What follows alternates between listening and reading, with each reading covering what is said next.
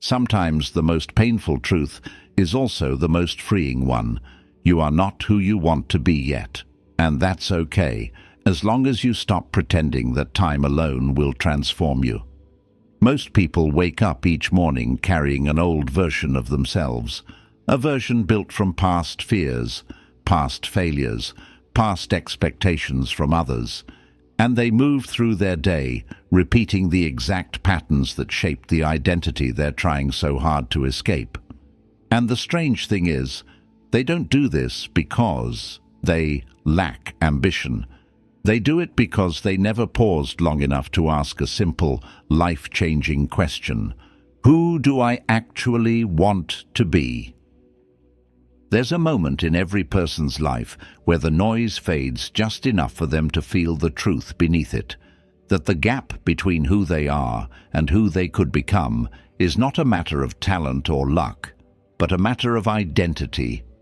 And maybe you've felt it too, that quiet tug inside you, telling you that you've outgrown the way you've been living, that the excuses you once accepted no longer feel aligned with the person you're meant to grow into.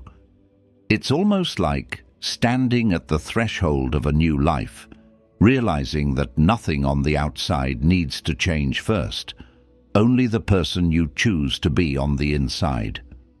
What makes this shift so powerful is that it isn't dramatic or loud.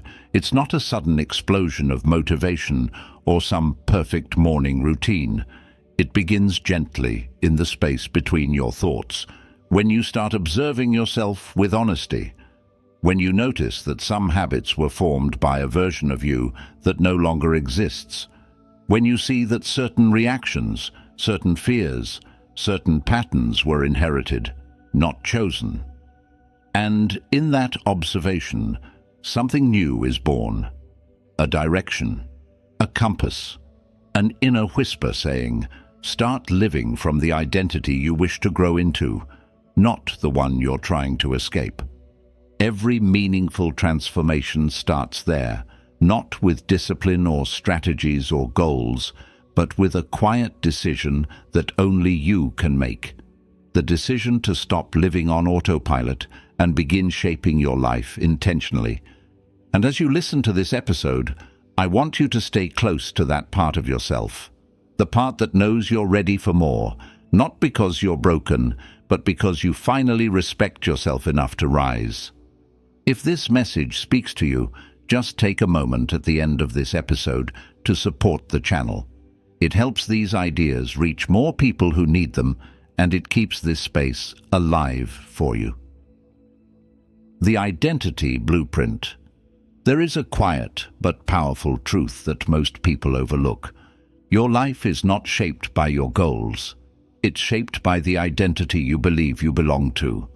You can wake up every morning telling yourself you want discipline, success, inner peace, better relationships, a healthier body, a stronger mind, but none of it becomes real until the identity behind those desires changes. And maybe that's the part no one ever explained to you, that actions are not random events. They are expressions of who you think you are. So if you want to become someone new, you don't start by forcing new habits.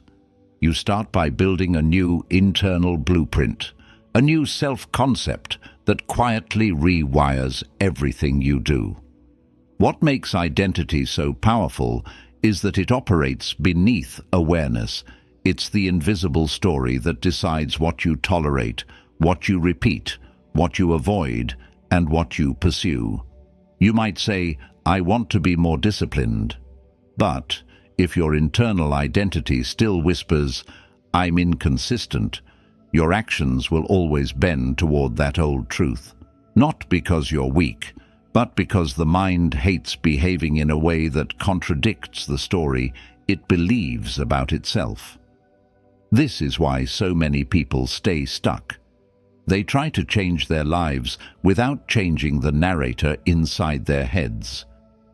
Epictetus once said something that hits harder the more you think about it. First say to yourself what you would be, and then do what you have to do. He wasn't talking about pretending or daydreaming. He was pointing to the deepest psychological law humans live by. Identity comes first, action second. The mind follows the blueprint it believes is true, and that blueprint is shaped by repetition, by the stories you tell yourself, by the standards you hold yourself to, and by the way you explain your own behavior when no one is around to hear it. Identity is the architect. Habit is the construction.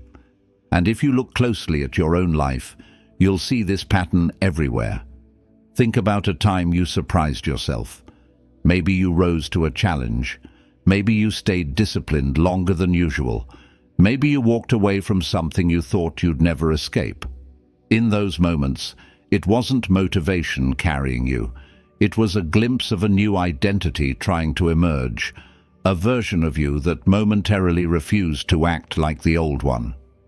And the question isn't whether that version is real. It is. The real question is whether you'll allow it to become permanent. People often ask, how do I change who I am? But the truth is, you're already changing every day. Your identity shifts every time you repeat a behavior, every time you choose comfort or effort, every time you follow through or break a promise to yourself.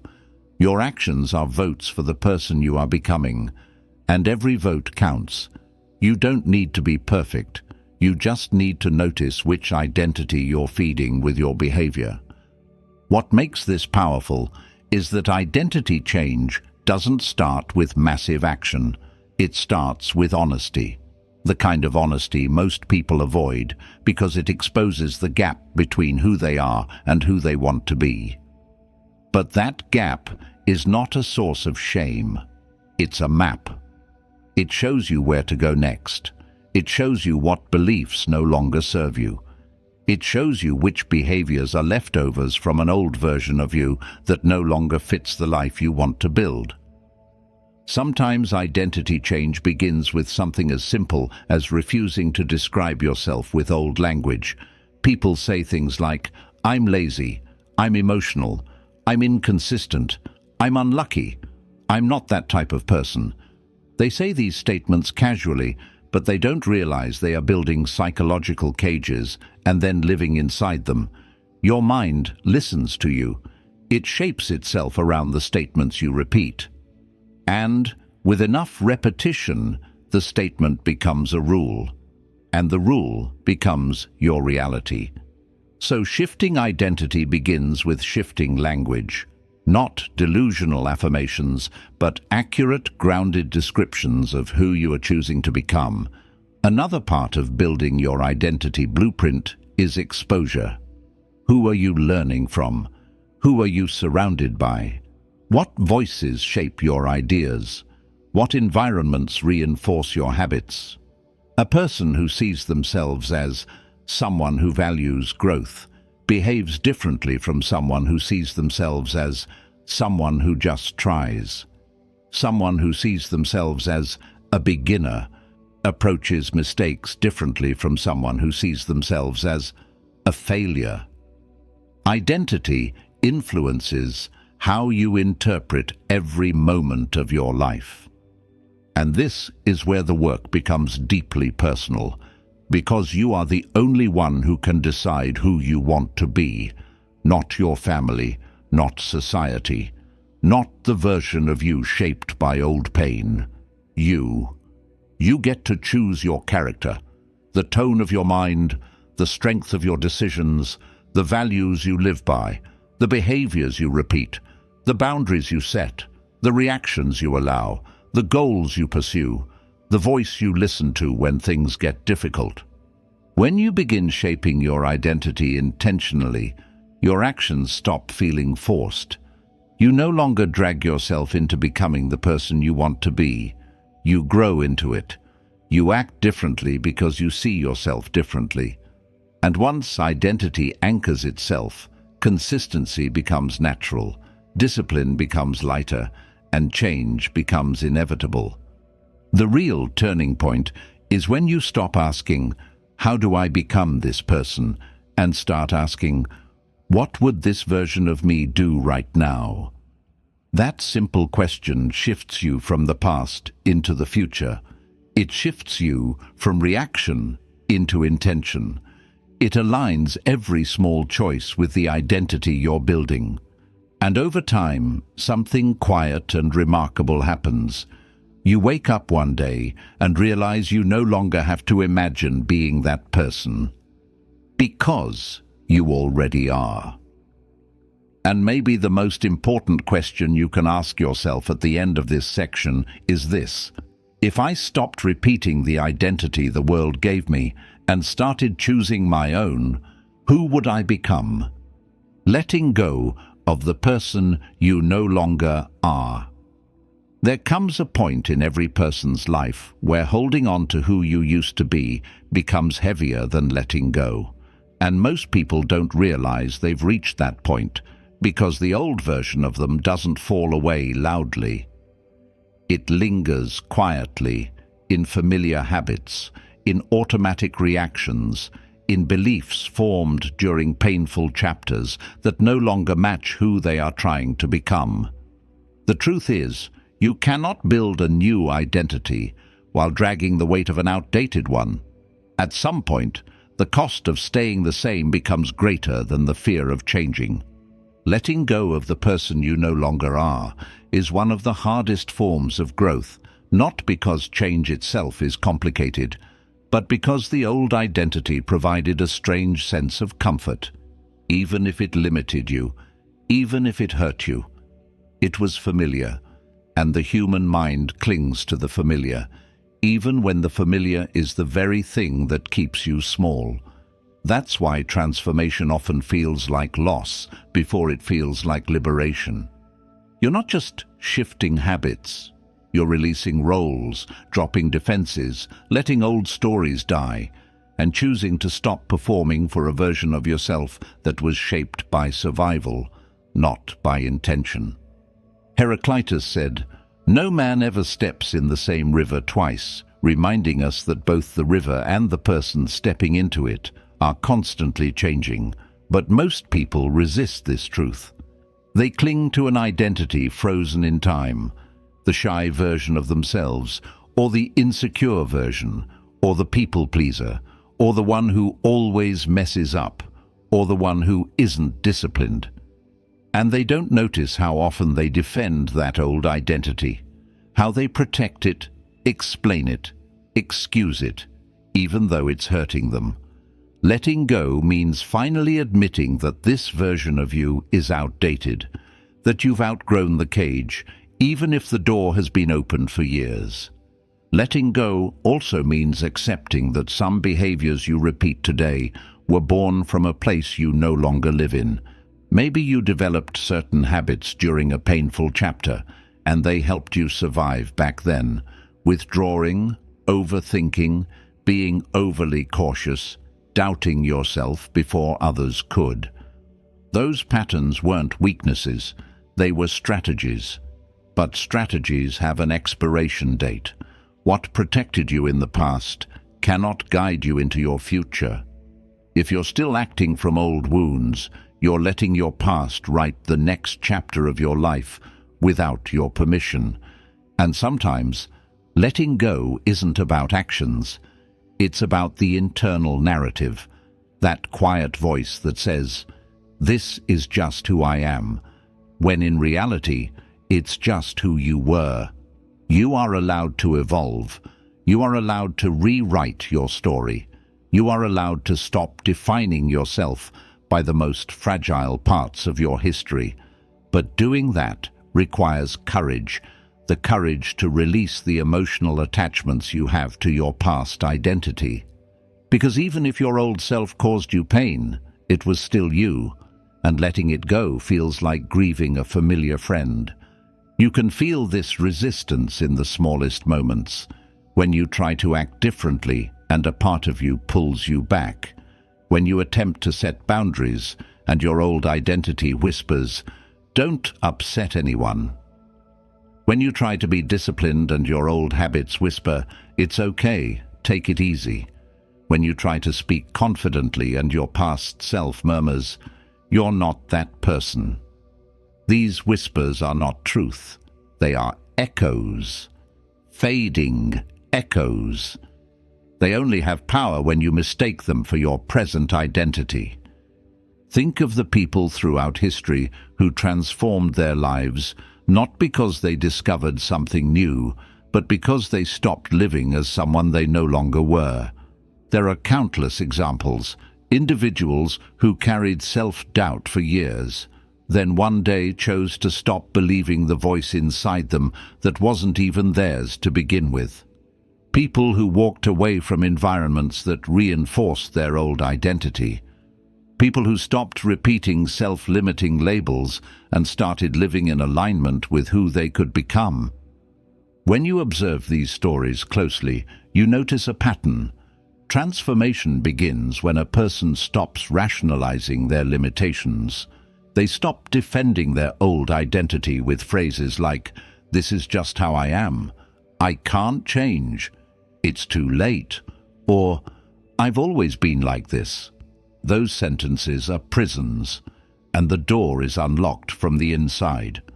Letting go requires presence, the willingness to sit with the discomfort of not knowing exactly who you are becoming, while refusing to slip back into who you used to be.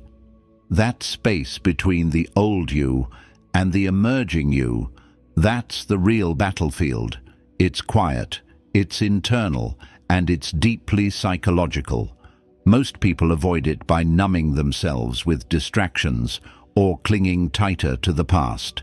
But if you can stay with that discomfort, if you can hold yourself through that transition without collapsing into old patterns, you will grow in ways you cannot yet imagine. This isn't about perfection. It's about willingness. The willingness to stop reenacting an old identity. The willingness to separate who you were forced to be from who you wish to be. The willingness to admit that some relationships, some habits, some environments only make sense to the old version of you, not the new one. And the willingness to accept that growth sometimes leaves you standing alone for a while, not because you've lost anything, but because you're shedding what no longer belongs. The moment you let go of the person you no longer are, something extraordinary happens. Your mind, the same mind that once sabotaged you, begins working for you instead of against you. It begins seeking behaviors that match your new identity. It begins resisting the things that once tempted you. It begins filtering your choices through a new question. Does this align with who I'm becoming? That question alone can change your entire life. And maybe the most honest thing you can ask yourself right now is this: if I stopped clinging to the version of me shaped by old pain, old expectations, and old stories, who would I finally have the freedom to become? Acting as if, behavior before belief.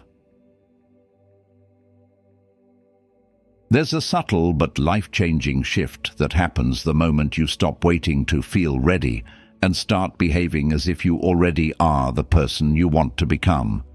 Most people misunderstand this idea. They think acting as if means pretending, faking confidence, forcing a mask, or lying to themselves. But the truth is the opposite.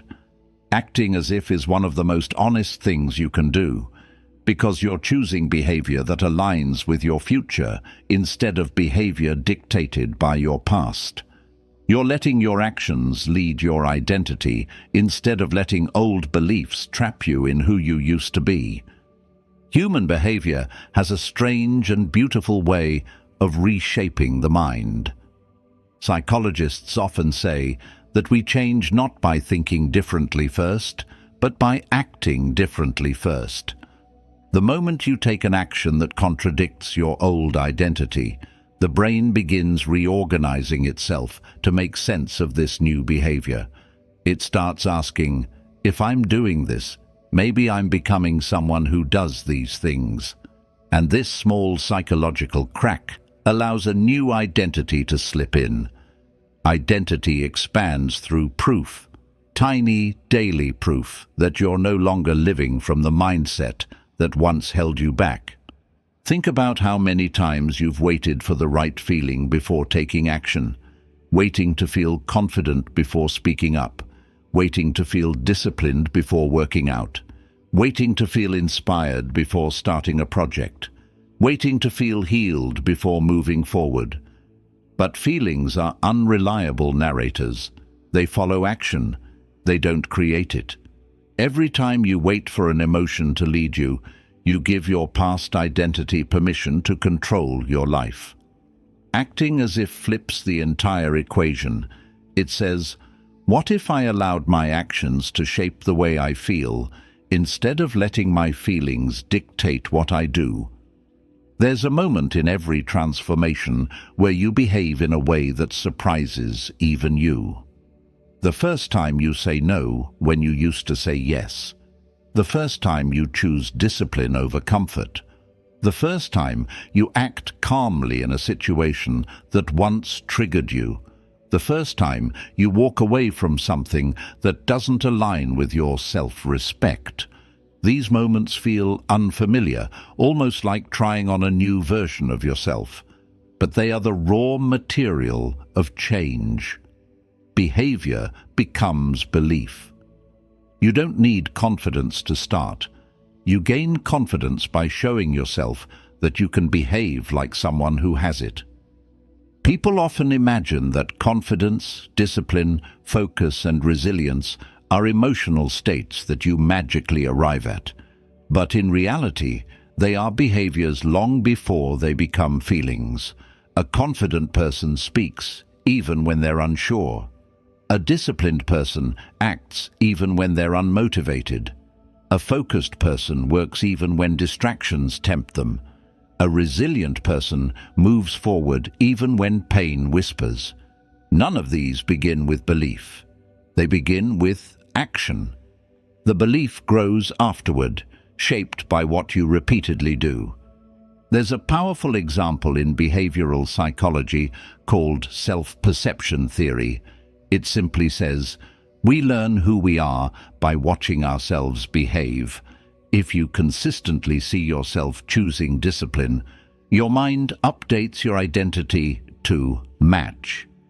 If you notice that you follow through on commitments, your brain concludes you are reliable. If you see yourself approaching challenges instead of avoiding them, your mind begins believing you are strong. This is why acting as if is so transformative. It builds identity from the outside inward. And it doesn't require massive actions. In fact, massive actions often trigger resistance. What actually works is small, repeatable behavior that aligns with your future self. Behaving like someone who respects their time. Behaving like someone who honors their word. Behaving like someone who values their peace. Behaving like someone who doesn't need external permission to change. With enough repetition, the actions stop feeling forced and start feeling natural. They become part of you. There is a moment, often subtle, quiet, almost unnoticeable, where your actions start generating new internal evidence. A moment where your mind says, maybe I am the kind of person who can do this. And from that moment forward, transformation accelerates. You feel it when you catch yourself doing something that used to be difficult. You feel it when you start choosing long-term alignment over short-term relief. You feel it when you say no with calm instead of guilt. These are the signs that your identity is evolving. Not because you convinced yourself with words, but because you showed yourself with action. A real example. Many people who struggle with confidence think the solution is to endlessly analyze their fears. But confidence grows the moment they speak once, even if their voice shakes. People who struggle with discipline think the solution is reading more books or watching more motivational videos. But discipline begins the moment they show up once, even when they don't want to. People who struggle with self-worth think they need endless reassurance. But self-worth begins the moment they treat themselves with respect, even when they don't feel they deserve it. At the heart of all these transformations is the same principle: act first, feel later. Acting as if also requires you to stop negotiating with your old identity. That voice will show up. It always does. This isn't like you. This won't last. You're not that person. Who do you think you are to change now? But there is strength in continuing anyway. You're not betraying your old self. You're simply refusing to be limited by it. Every time you take an action that reflects your future self, you weaken the influence of your past self. Eventually, your old identity becomes nothing more than a distant memory you no longer relate to. And the beauty of acting as if is that it doesn't ask for perfection. You don't need to behave like the future version of yourself all day, every day. You just need to behave like them more often than not. You just need enough behavioral evidence for your mind to say, "This is who we're becoming now." Change does not arrive as a dramatic transformation. It arrives quietly, through small, repeated behaviors that gradually dominate your life. So maybe the real question you should ask yourself right now is this: if I behave today exactly as the person I want to become, even just for a few moments, what action would I take next? The environments that shape you. There's a truth about human nature that becomes clearer the more you observe your own life. You don't rise above your environment. You adapt to it. No matter how strong your intentions are, no matter how much motivation you feel after listening to something inspiring, the moment you return to an environment that reinforces your old identity, you begin sliding back into the very patterns you're trying to escape. Not because you're weak, but because environments shape behavior long before discipline does. A person who wants growth cannot keep living inside an environment designed for stagnation. When you think about the person you want to become, it's not enough to ask what habits they have. You must ask, what kind of environment would this version of me naturally belong to? Because your surroundings speak to your identity every single day, often in ways you don't consciously notice. The state of your room, the clutter on your desk, the apps on your phone, the people you talk to, the conversations you entertain, the energy of your home, the silence you allow yourself, the distractions you accept. All of these are part of your psychological ecosystem. And this ecosystem decides who you become far more than any temporary burst of motivation ever could.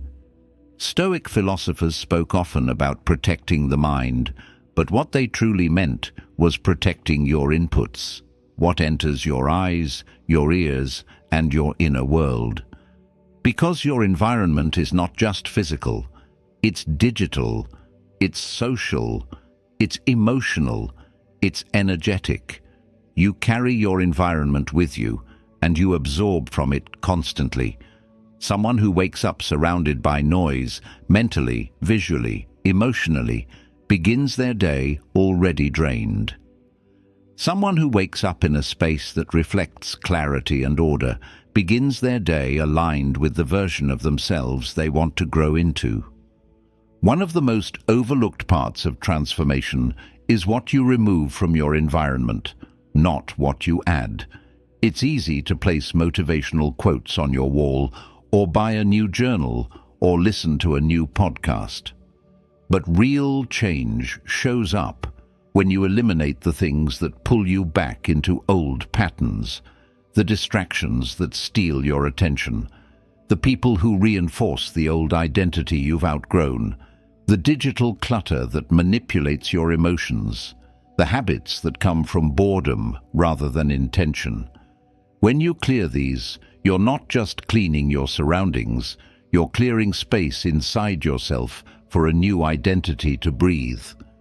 Think, for a moment, about the people you spend time with, not just physically, but digitally, emotionally, Mentally, some people make you feel heavier without saying a word.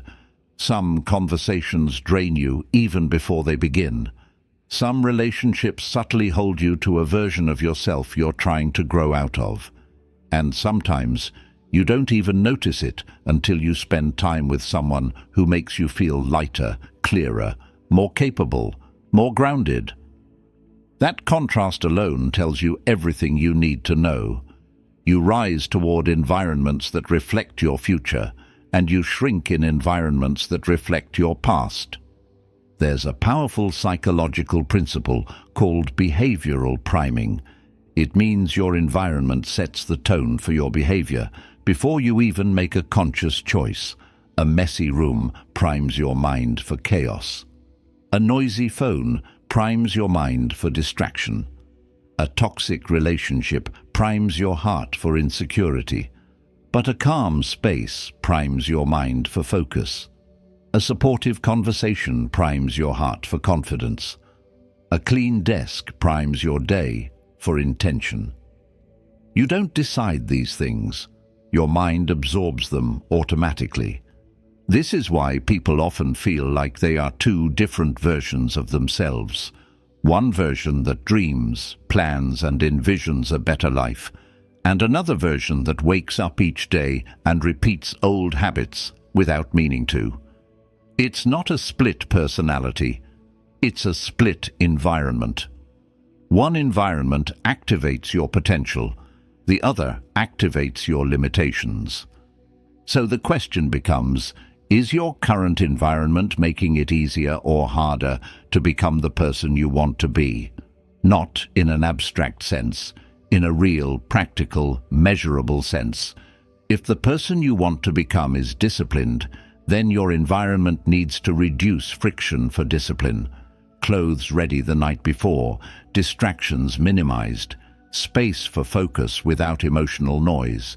If the person you want to become values calm and clarity, then your environment must reflect lightness, clean surfaces, digital boundaries, moments of silence, less emotional chaos from others.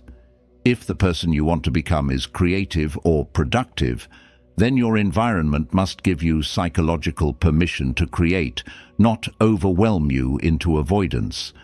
And it works in reverse too. If your environment pulls you toward your past through reminders, relationships, habits, clutter, or emotional triggers, then transformation becomes a battle, not a natural progression. You're swimming against the current instead of moving with it. Changing your environment doesn't always mean changing your home or your city or your job.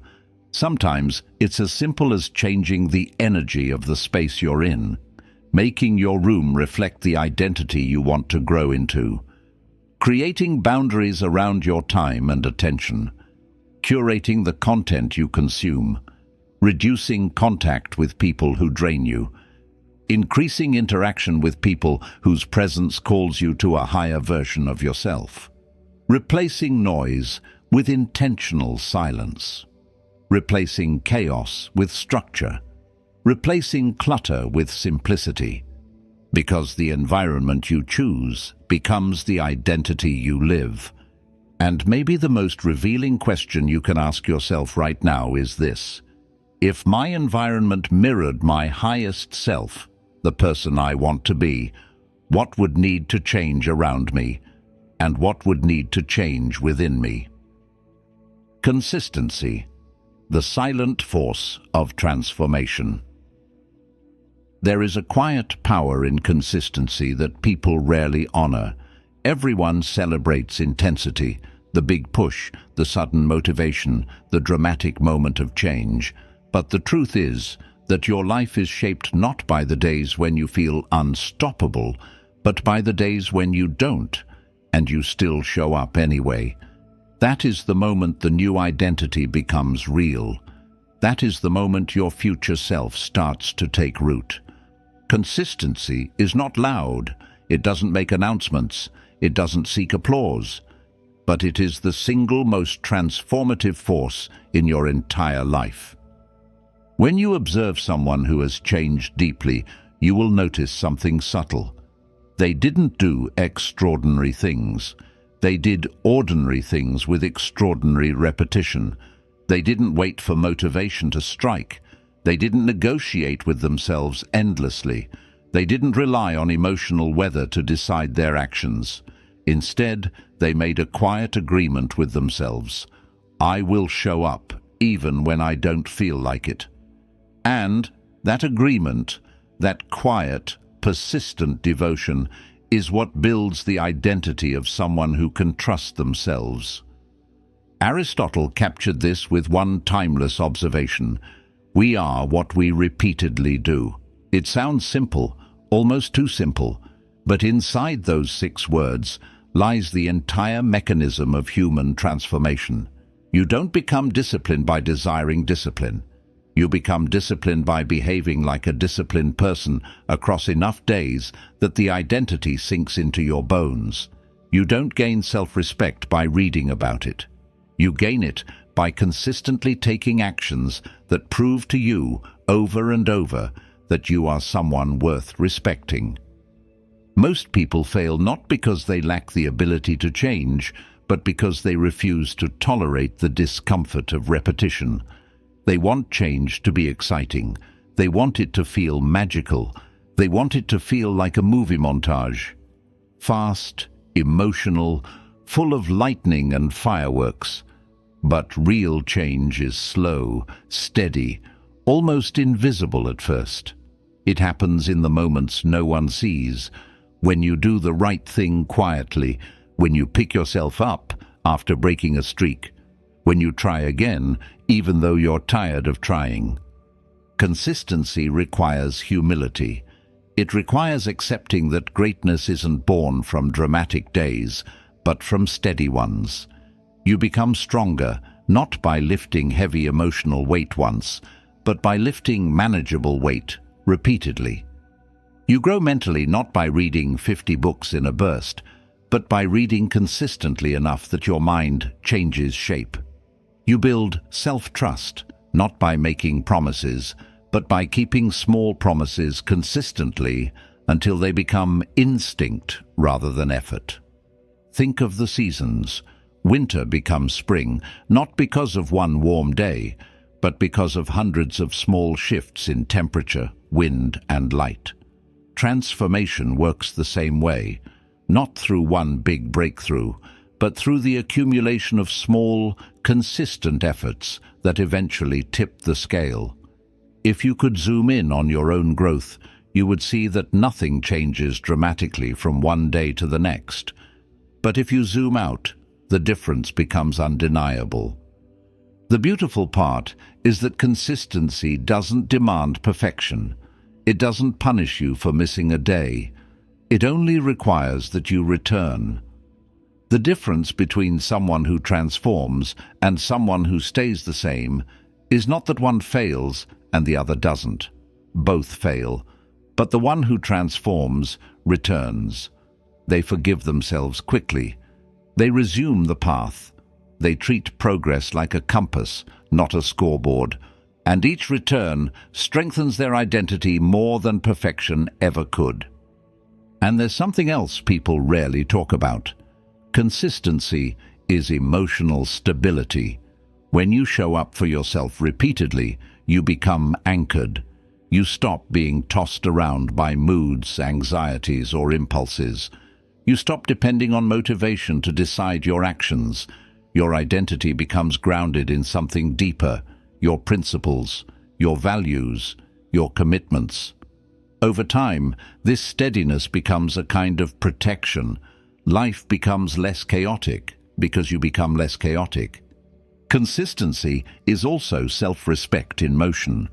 When you keep showing up for your goals, you're not just building habits, you're building evidence. Evidence that you are someone who can rely on yourself. Evidence that you don't abandon your intentions. Evidence that you can hold yourself through discomfort. And with enough evidence, you stop doubting. You stop negotiating. You stop questioning whether you are capable because your actions have already answered the question. But perhaps the most profound thing about consistency is this: It makes transformation feel natural, not forced. When you act consistently, the behavior stops feeling like something you're trying to do and becomes something you simply are. This is how identity shifts, not through declarations, but through repeated embodiment. Over time, the habits you practice shape how you think, what you believe, and how you see yourself. Consistency dissolves the old identity because there is no room for it in a life built on repeated alignment. So the question is not, can I be consistent forever? No one can. The real question is, can I return to consistency quickly? Can you resume when you slip? Can you recommit when you fall behind? Can you choose alignment even after a setback? Those are the moments that define you, not the perfect days, but the returning ones. And maybe the quiet question worth asking yourself right now is this: if I treated consistency as the foundation of who I am, not something I try, but something I embody, how different would my life look a month from now? A year from now? Rewriting your internal story. Somewhere inside you, there is a story you've been telling yourself for years, a quiet narrative that follows you everywhere, shaping your beliefs, your decisions, your reactions, and even your expectations of what your life is allowed to become. Most people never question this story. They treat it as truth, even when it was formed during the most fragile chapters of their lives. But if you want to become the person you truly want to be, at some point you must sit with that internal story and ask yourself, is this really me? Or is this just a memory I've mistaken for my identity? We don't realize how early these stories begin. Childhood comments, small failures, lonely moments, difficult relationships, heartbreak, disappointment. Each one whispers something about who we think we are. I'm not good enough. I always mess things up. I can't trust people. I don't deserve better. I'll never be disciplined. I overthink everything. I'm too emotional. This is just who I am. These sentences don't arrive fully formed. They appear in pieces, spread across years, until eventually they harden into a narrative that feels undeniable. And yet, this story was never chosen. It was inherited. It was shaped by circumstances, by survival instincts, by the fears of people around you, by the wounded parts of yourself that needed protection, not truth. But just because a story once kept you safe doesn't mean it should decide the rest of your life. You are not obligated to stay loyal to a version of yourself that was built in pain. One of the most important realizations you can ever have is this: you are not your story. You are the author, and at any moment you can begin writing differently.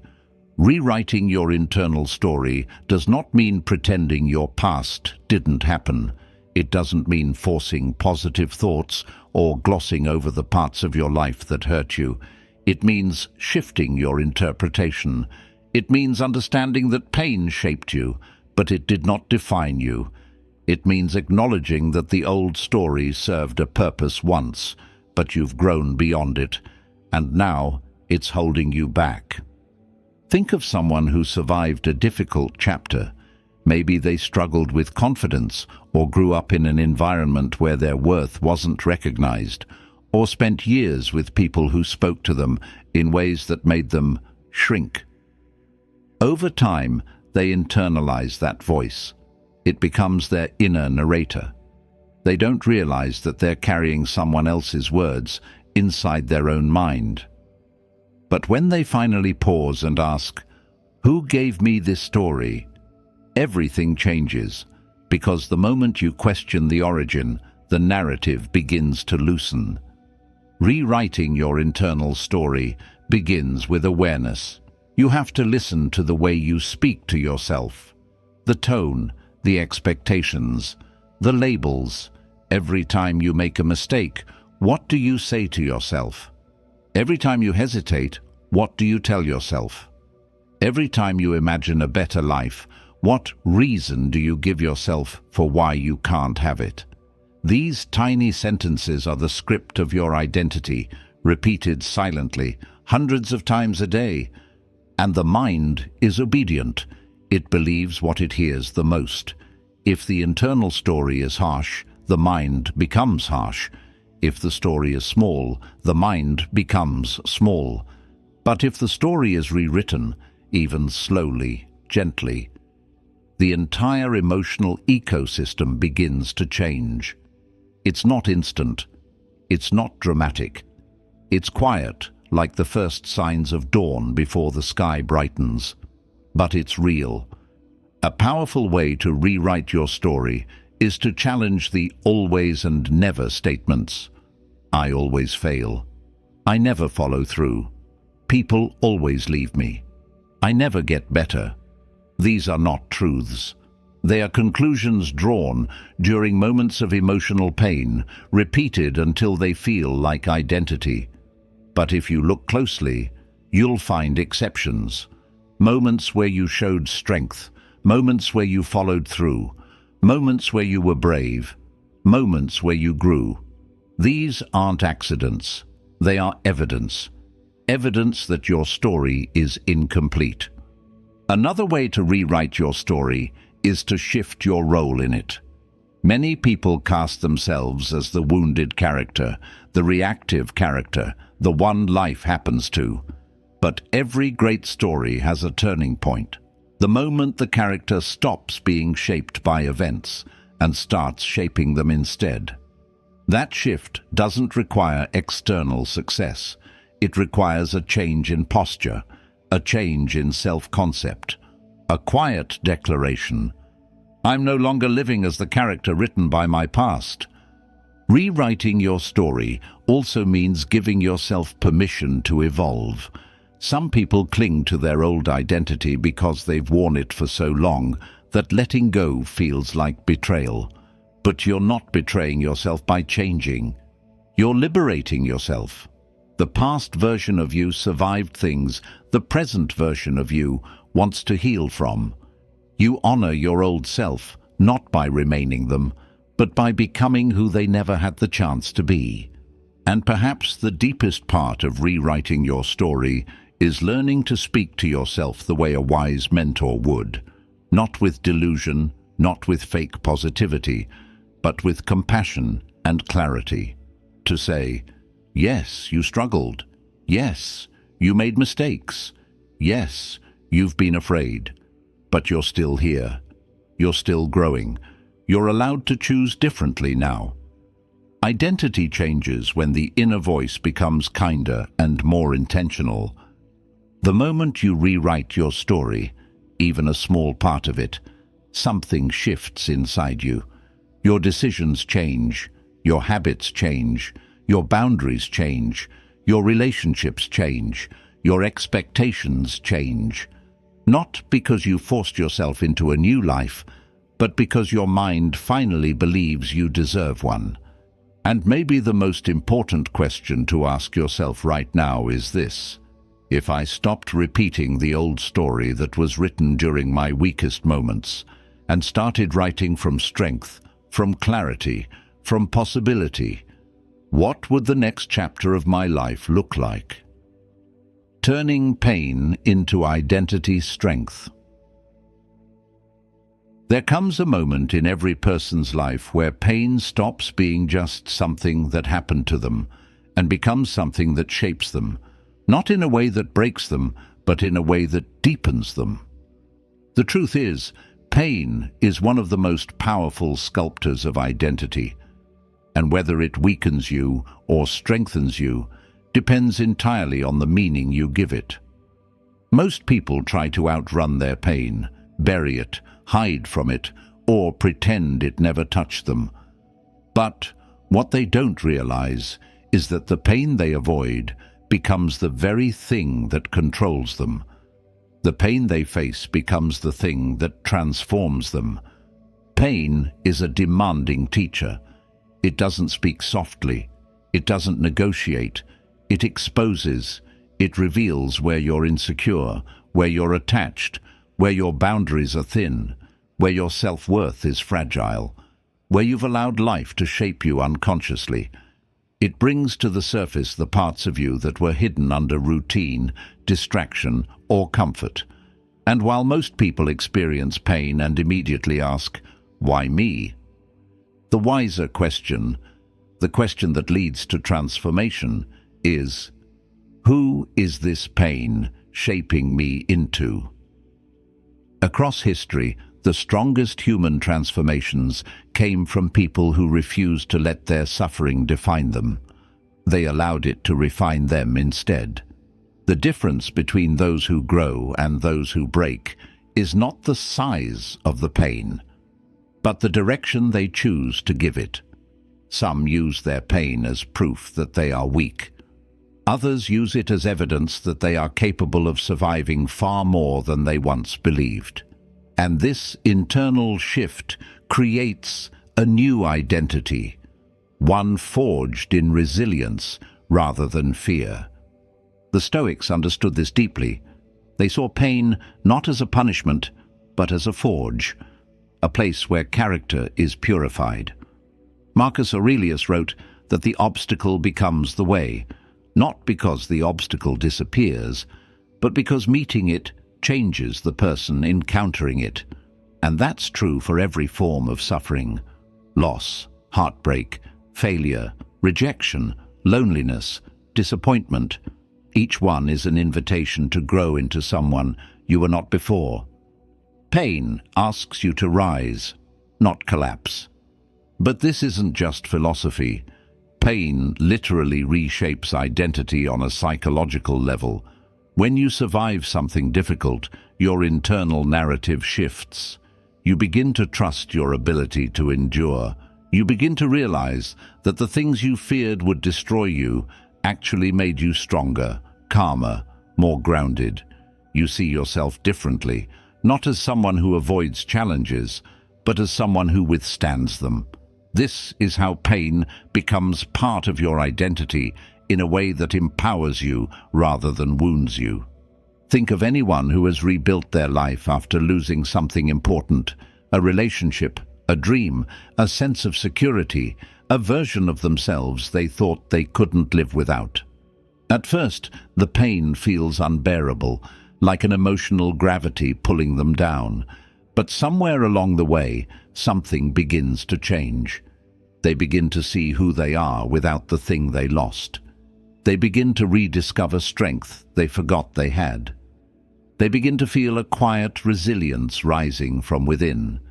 The pain doesn't vanish, but its role shifts. Instead of being a defining trauma, it becomes a defining turning point. Pain also teaches you what truly matters.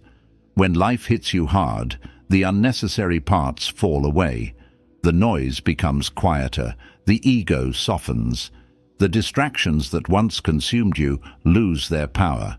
Pain snaps you back into the present moment with a clarity that comfort could never give you. You start valuing peace over validation, boundaries over approval, truth over illusion, depth over superficiality. This clarity is one of the most powerful gifts pain can offer, the gift of seeing your life without filters. But the real transformation happens when you allow pain to change the way you relate to yourself. Pain can destroy your self-worth if you let it, but it can also rebuild it stronger than ever. When you hold yourself through suffering, when you stay gentle with yourself, when you don't abandon yourself, when you choose healing instead of numbing, you create a version of yourself who is loyal, compassionate, and grounded. You become someone who knows their own strength, not because life was easy, but because you learned how to stand in the storm without losing yourself. Turning pain into identity strength also means refusing to be defined by the story someone else wrote for you. Sometimes the pain you carry isn't even yours. It's inherited from people who were hurting themselves. Their actions, their words, their failures, their projections, All of these can plant seeds of pain inside you. But the moment you understand that this pain wasn't born from your truth, but from their wounds, you free yourself. You reclaim the narrative. You refuse to let someone else's brokenness become your identity. And there's another dimension to this transformation. The understanding that pain is temporary, but the person you become because of it is not. The strength you build, the boundaries you learn, the clarity you gain, the resilience you discover, these stay with you for life. Pain passes, but growth remains. The people who rise from pain are not extraordinary. They're simply the ones who chose not to waste their suffering. They felt every emotion, but they didn't let those emotions define their future. They took their heartbreak as a lesson in self-respect. They took their failures as training for persistence. They took their losses as reminders of what truly matters. They used their pain as raw material and sculpted themselves into someone wiser, calmer, stronger, more intentional. And maybe the quiet question you need to ask yourself right now is this: if the pain I've lived through were preparing me to become a higher version of myself, what part of that version is already beginning to emerge? Boundaries, protecting the identity you're building. There is a moment in every transformation where you realize that becoming the person you want to be is not just about what you do. It's about what and who you no longer allow in your life. Boundaries are not walls, they are choices. They are lines drawn not out of anger, but out of clarity. They are a way of saying, this is who I'm becoming, and I will no longer participate in anything that pulls me away from that version of myself. And yet, for so many people, boundaries are the hardest part of growth, not because they don't know what they need to protect, but because they fear what they might lose by finally protecting it. The truth is, every new identity requires new boundaries. You cannot become someone new while surrounding yourself with the same energy, the same dynamics, the same expectations that shaped your old self. The version of you that tolerated disrespect, chaos, inconsistency, emotional manipulation, or endless demands from others is not the version of you that will lead your future. To evolve is to become selective, to protect your time, your peace, your focus, your emotional energy, your inner world. This is not selfishness, it is self-respect in its most practical form. Boundaries become essential the moment you begin taking yourself seriously, because as soon as you grow, people around you will feel the shift. Some will respect it, some will be inspired by it, but others, consciously or unconsciously, will try to pull you back into the role you used to play. Not because they are evil, but because they were comfortable with the version of you who didn't question things, who didn't say no, who didn't prioritize themselves. Growth disrupts familiar dynamics, and boundaries are the only way to protect that disruption long enough for it to become your new normal. A powerful thing happens when you set a boundary. You teach others how to treat you, but even more importantly, you teach yourself who you are becoming. Every time you say no to something misaligned, you say yes to your identity. Every time you limit access to your energy, you strengthen your inner world.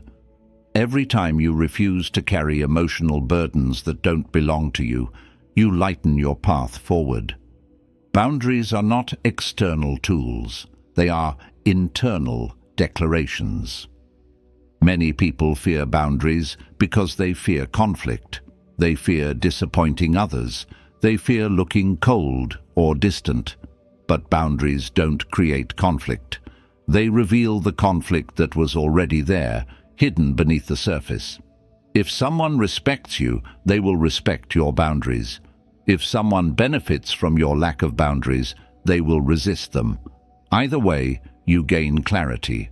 And clarity is liberation.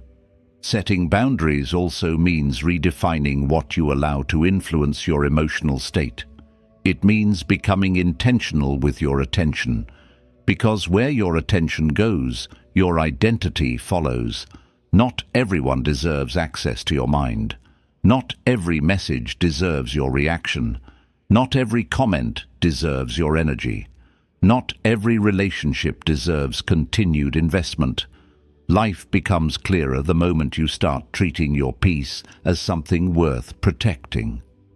There is a form of strength that comes from learning to disappoint others rather than betray yourself.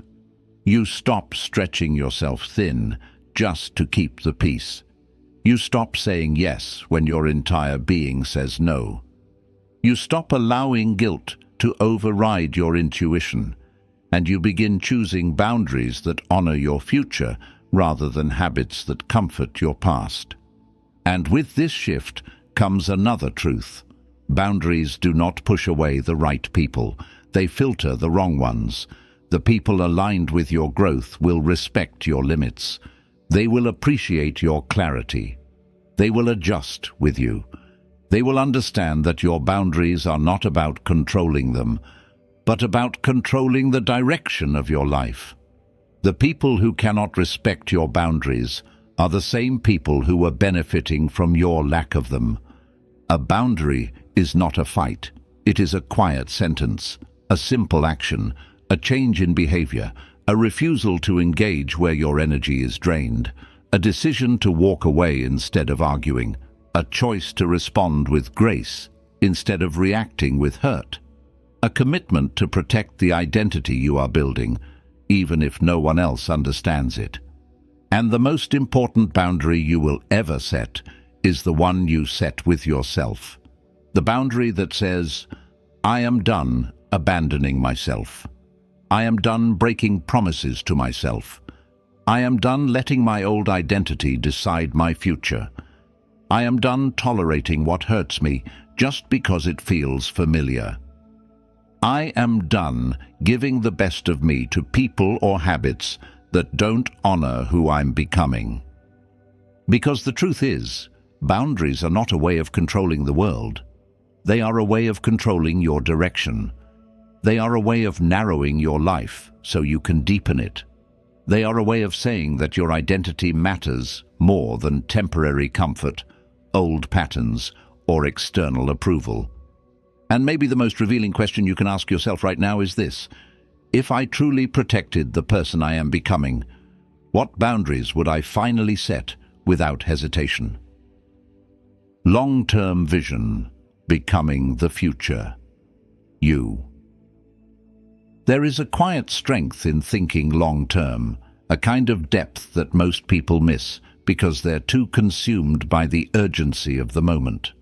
The truth is, the person you want to become isn't created in a day. They grow slowly, almost invisibly, through a series of small decisions that don't look like much on their own. But when you zoom out, when you look at your life across months and years, instead of hours and days, you begin to understand something profound. Becoming the future you requires a vision bigger than your current mood, bigger than your temporary struggles, bigger than the noise of the world around you.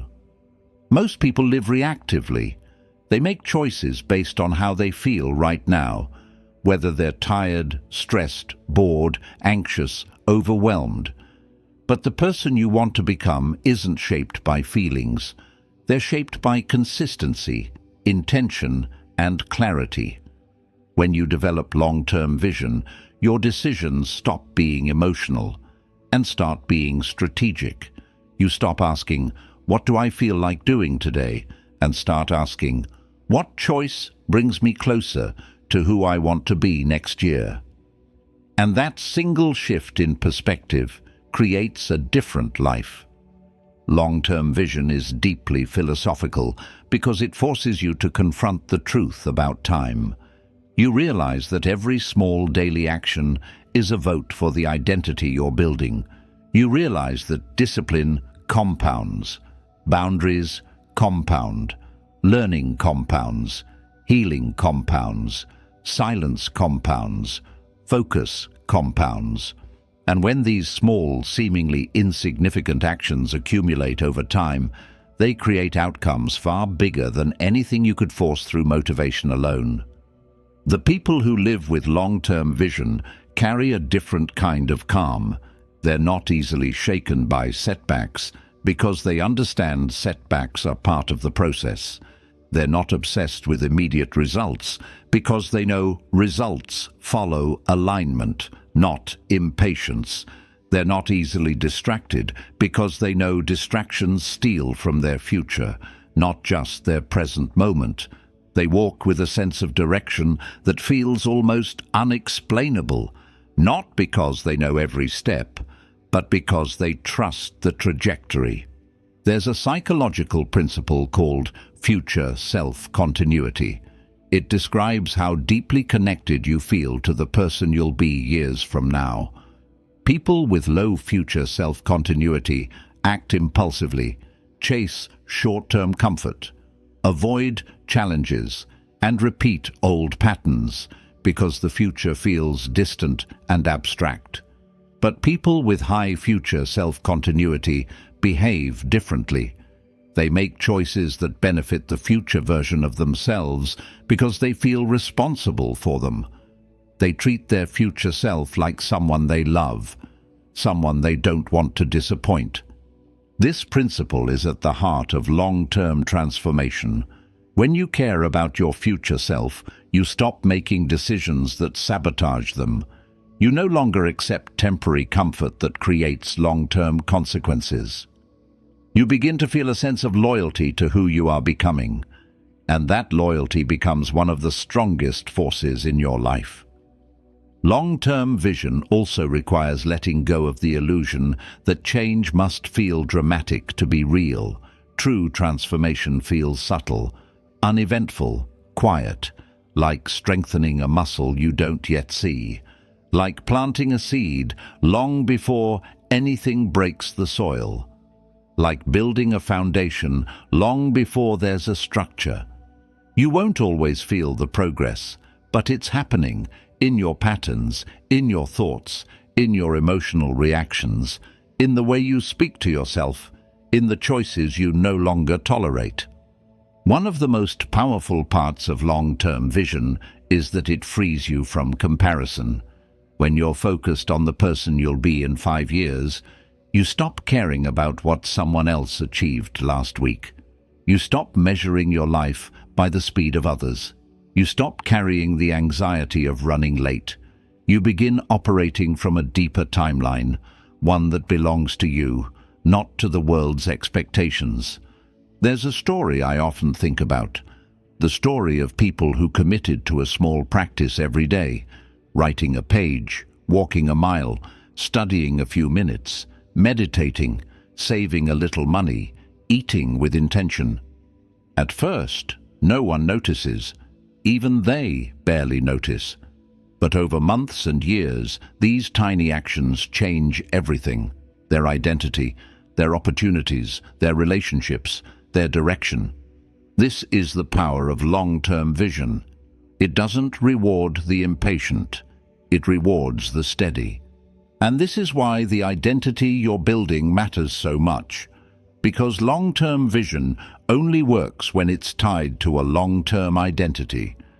If you see yourself as someone who is easily distracted, easily discouraged, easily overwhelmed, then your actions will reflect that.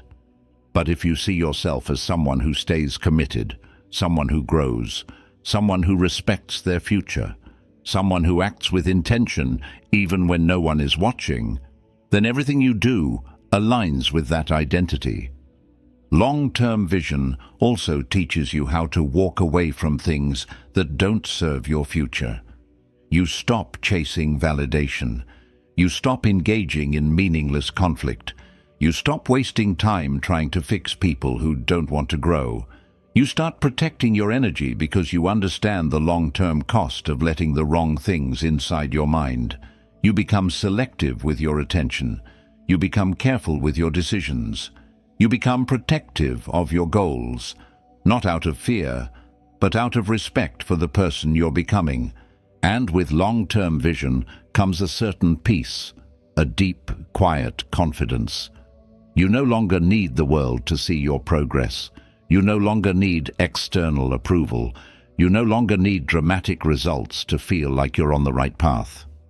You carry the calm of someone who knows that consistency, aligned with time, creates miracles. And you begin to realize that the life you want isn't built through intensity, but through alignment. So maybe the most important question you can ask yourself right now is this: if I lived today in a way that honored the person I want to be 5 years from now, what would I choose differently? Becoming the person you can truly respect. There is a kind of transformation that does not come from ambition or pressure or even desire.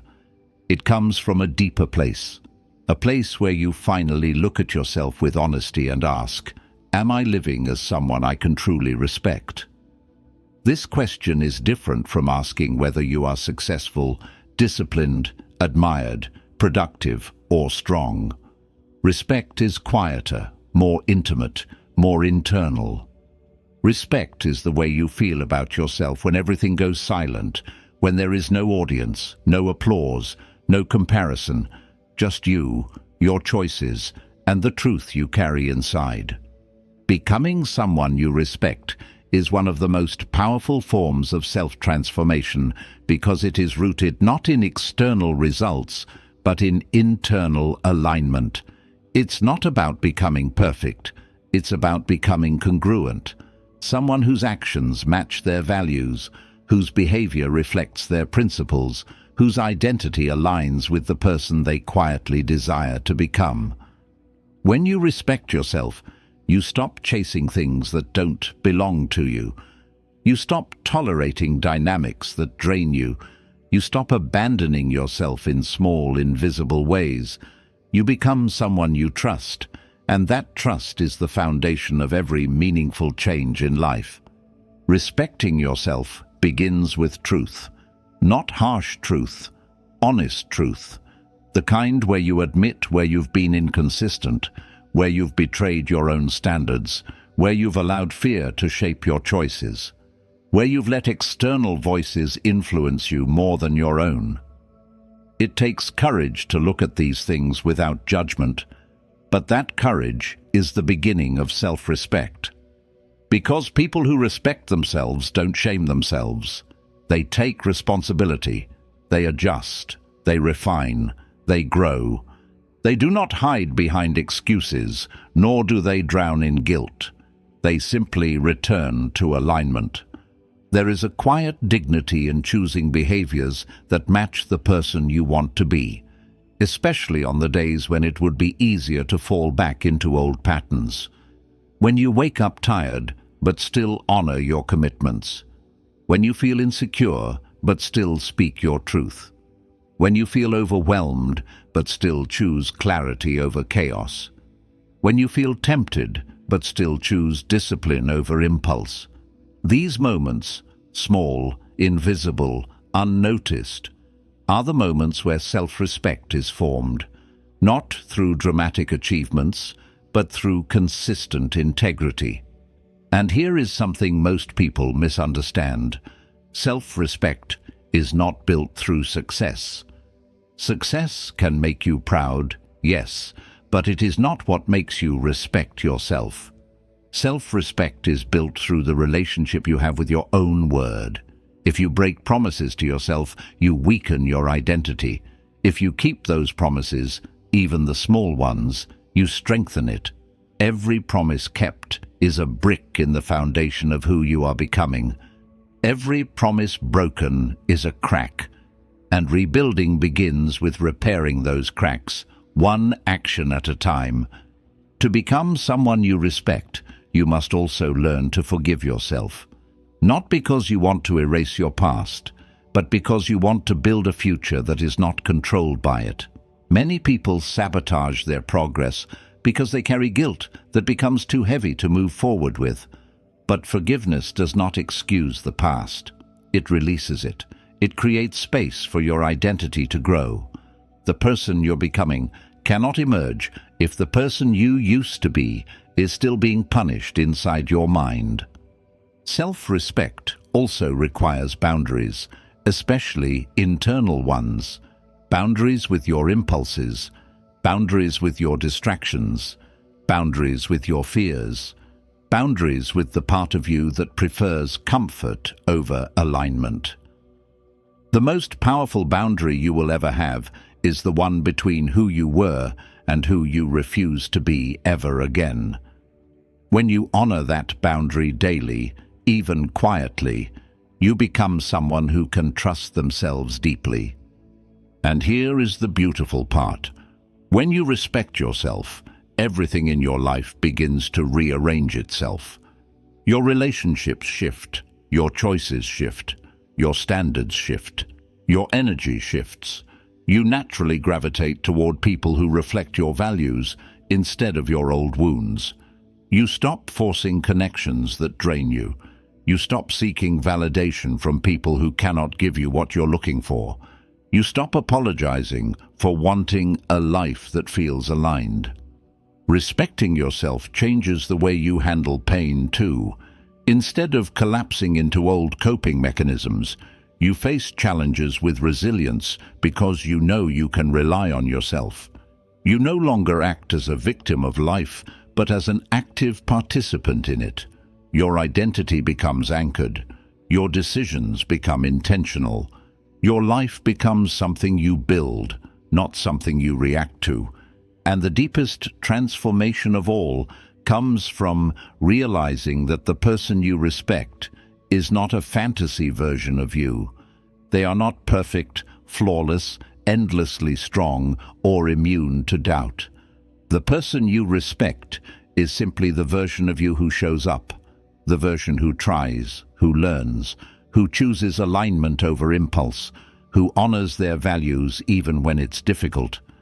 This version of you already exists. It is not something you need to invent. It is something you need to uncover. The journey toward becoming someone you respect is not a straight line. You will slip, you will fall, you will lose your way.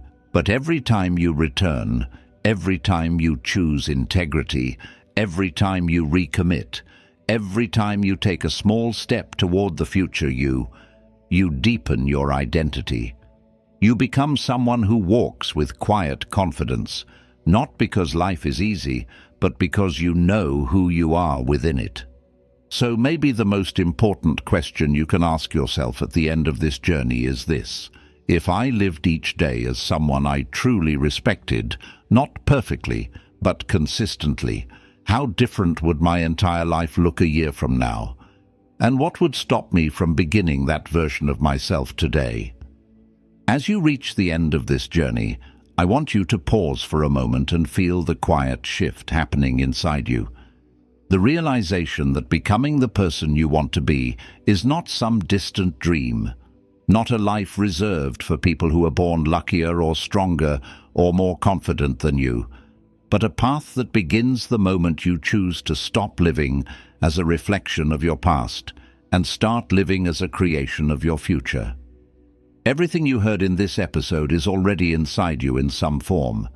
The identity blueprint, the courage to let go, the power of consistent action, the ability to rewrite your story, the resilience born from your pain, the strength to protect your boundaries, the calm vision that sees far beyond the present moment, and the desire to become someone you can truly respect.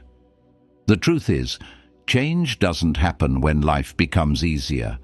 It happens when you become more aligned, more intentional, more aware of who you are and who you no longer want to be. And you've felt that alignment growing with every point. Your identity is shifting, not through dramatic force, but through quiet recognition. You no longer need to wait for motivation or permission or the perfect moment. You simply need to begin living from the version of yourself you've glimpsed throughout this journey. The version with clarity in their eyes, steadiness in their choices, and a deeper understanding of what their life can become when they stop abandoning themselves. And maybe what matters most is this. The future you are trying to reach is already reaching back. Every time you choose intentionally, that future version of you grows closer. Every time you honor your boundaries, they grow stronger. Every time you show up when it would be easier to walk away, they become more real. Becoming the person you want to be is not a single act. It is a daily devotion, a form of self-loyalty, a quiet promise you make to yourself and keep again and again. So as you step away from this episode, take with you the calm understanding that your life can change in profound ways when you align your daily behavior with the identity you want to grow into. Not perfectly, not dramatically, just consistently. And if this message has touched something in you, if it made you think, if it opened a door inside your mind that you didn't realize was closed, then supporting the channel with a like and a subscription helps these ideas reach others who need them just as much as you did. And maybe, just maybe, this is the beginning of the version of you that you've been waiting to meet.